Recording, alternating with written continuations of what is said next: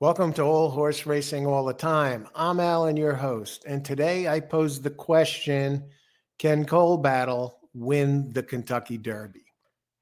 Cole Battle comes off a smashing victory in the Rebel Stakes this past weekend, returning 25.80 to win. And now, the little engine that could, that's what they call him, the little horse that could, feel good story. Some of the experts have him out there already now. Looking at him, it's somewhere around 9-1 to win the Kentucky Derby. Can Cole Battle win the Kentucky Derby? I'm going to be taking a look at that. Some reasons why I think he might win it. Some reasons why I believe he has no shot. What do I think? Well, we'll begin with the Rebel Stakes. Okay, he won the Rebel Stakes and he turned away. I paid a nice price, $25.80. Did I like him to win that race? Not at all. Now, I did a show with racing analyst John De Silva previewing the Rebel Stakes, and we talked about our main winners there. And give John credit, although it wasn't his top choice at all, he at least gave him somewhat of a shot. Okay, and John De Silva, perhaps the best pure analyst in the country, gave him a shot, and we brought it here on the show. And what he liked about him was that he's never lost a race on dirt. And that held true. And the Rebel Stakes, was that a valid race for him?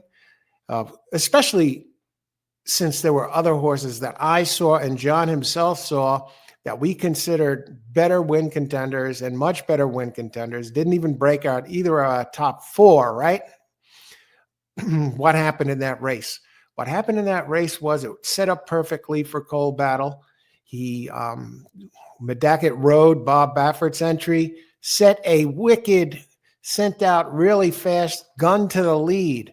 And what that did essentially is take Speed King out of the race, the other speed, and Innovator, D. Wayne Lucas entry, took the two speeds out of the race by beating them to the punch. And neither of those other two had ever trailed early in a race before, and both of them found themselves behind the 8-ball. Only Speed King hung around for a while, but that took those two out. And what about the others? The others, Sandman, okay, more of the closing type. He finished third in that race, snuck into third in that race, beat him. Okay, I wasn't big on Sandman to begin with. I didn't like him any better than he was maybe my fourth choice if the others didn't fire. I really liked the 9 in that race. But what about the others? The others, what worked to Sandman, Cole Battle's advantage in that race is the others were kind of untested. The 9 was stretching out. Sandman had the other speed to contend with.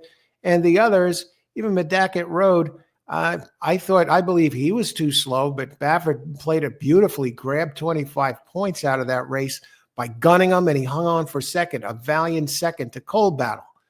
So was it an absolute surprise that Cole Battle win? It was a perfect storm between how Medacket Road went out early, took the speeds out, the other being somewhat untested, and Cole Battle drawing inside. One post, you see Cole Battle in the picture here, beautiful horse. Okay, so let's take a look at this. A snapshot of this. Can he win the Kentucky Derby? What do I think are some of his positive factors? Well, unbeaten on dirt. Great. And he seems to be getting better. He's on the improve. What don't I like? And the other thing I like is that it looks like there's going to be a big pace stool in the Kentucky Derby, which opens the doors a crack, I believe, for Cole Battle to come through and benefit from a wicked early pace or a lot of early pace horses in that race. And also the other thing I like about Cole Battle, he's only a 3-year-old, and these can jump forward out of nowhere. Look what happened to Magnitude. Put up the big 108 buyer figure out of nowhere, topping his previous high by over 20 points. Can Cole Battle do that, make that kind of jump? It's not impossible. Remember, the horses, they mature much faster than humans do. They can, in human years, they can, in a matter of months, they can mature what amounts to for a horse, some years, a few years, whatever. So we could see. We expect better from Cold Battle in the future. I mean, he looks like a good horse, but can he win the Derby? What don't I like about Cold Battle in the Kentucky Derby? And I'm going to bring that up right now by going to some of the leaders here, who he has to contend with. And I think that's his biggest problem here. The other horses that he's most likely going to be competing against for a spot. Okay, on the positive, he has taken the lead, Cold Battle, in the Derby points at 70 points, but be at 70 points over Citizen Bull. Bob Baffert's with 60, but let's not go popping the champagne corks just yet. Remember, we still have 100-point qualifying races coming up, and a lot of the big guns we might not have even seen yet in the Derby trail, and they could jump up and grab 50, 100 points or whatever, one of those races, and even add to it if they go to one of the somewhat prep races into the next 100-point race. For example, the Fountain of Youth this weekend is going to be sort of a prep race into the Florida Derby, as is the Gotham Stakes this weekend on Saturday, both those races. That's the kind of a prep race into the Wood Memorial, which will run in April over at Aqueduct.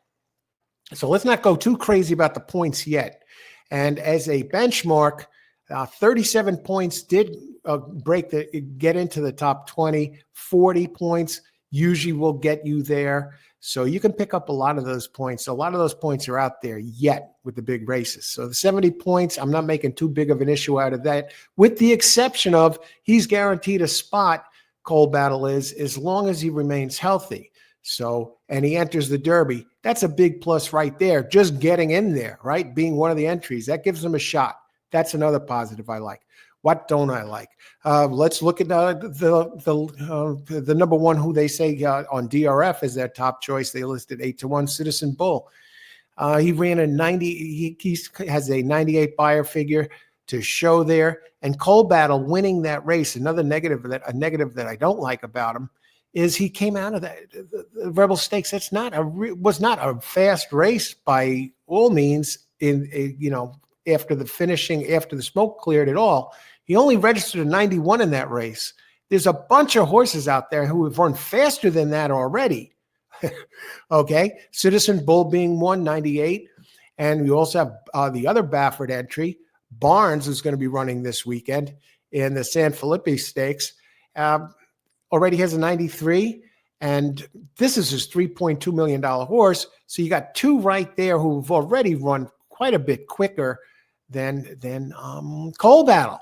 Cold Battle, you go down the list. You got Cold Battle there with his 91. They listed 15-1. Sandman, I would put Cold Battle ahead of Sandman. Okay, I know Sandman has registered a slightly higher buyer figure in the past, but he's the sexy horse everyone seems to be talking about. But Cold Battle handled them very well in the Rebel Stakes. So that's another star for Cold Battle as far as Sandman goes. Journalism 86. You got Rodriguez, the other Baffert entry. It's already popped 100 in the buyer figures. Now, something else to keep in mind is Thorograph numbers or Ragozin sheets.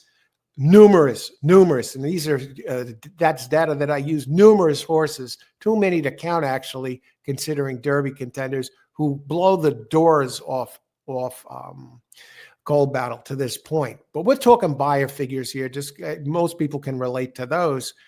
And you go down the line. Captain Hook, Rick Dutro, gave us a great Triple Crown run with Big Brown back in 2008. Captain Hook, 94. He's been running higher. Patch Adams, Brad Cox, 98. Okay, so you're going down there. Captain Cook pointing at the Wood. Tampa Bay Derby, we'll probably see Patch Adams. Medacket Road, beaten by Cold Battle, listed at 25-1. That one showed us that he had early speed, so I'm not counting him in here with his 90. There are others that are faster early. Built. Okay, going down the list. Sand Devil running this weekend. Another one that's run much faster by the sheet numbers and faster also by the at least the Brisnet numbers and buyer figures. Sand Devil, undefeated from Linda Rice. Watch out for that one. I did put a few bucks on that one in the future pool, by the way. Got 88-1. But we go down. Bob Baffert, 92, getaway car. You get the idea here as we look down this road as far as the Kentucky Derby goes. So as far as that goes, Sandman, beautiful story, undefeated on dirt. But if you're talking buyer figures, we're not talking Smarty Jones numbers or Big Brown numbers, or a host of other horses who have come in, including this year, that have much higher buyer figures than Cold Battle. Beautiful story, yes. Do I think he can win? No. I do not. I believe it's a beautiful story. It's a wonderful story. It's one of these feel-good stories for the little guy to get him in here, the connections and the horse. And hey, he'd have to really jump forward. He'd have to really jump forward to win this race. Otherwise, no shot. No shot.